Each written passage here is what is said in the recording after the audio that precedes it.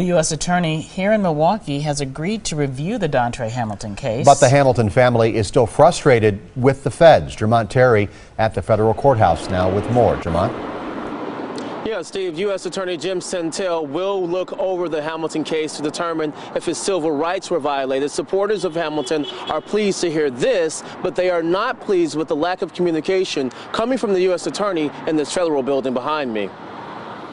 A day after rallying on the steps of the federal courthouse, supporters of Dontre Hamilton want to know what's next. We are still waiting, and we are still very adamant about demanding a federal look. Keith Bailey with the Reverend Jesse Jackson Sr.'s Rainbow Push Coalition says a federal probe goes beyond just whether Hamilton's civil rights were violated. We also must look at the cavity searches.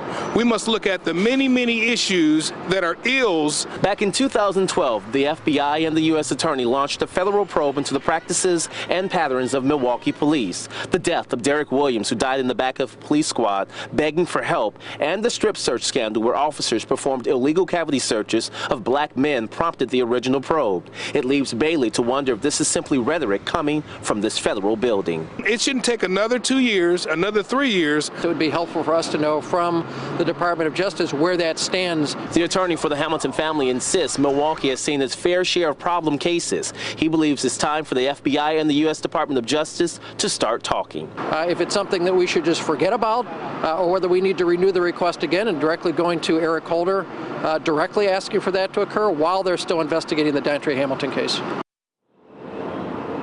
Now, we did reach out to the U.S. Attorney. Our phone calls were not returned. All new at 6. I'll tell you why Dontre Hamilton supporters will be heading south to Chicago and which national civil rights activist is joining the cause. For now, reporting live outside the federal courthouse in downtown Milwaukee, Jermont Terry, today's TMJ4. Jermont, thank you.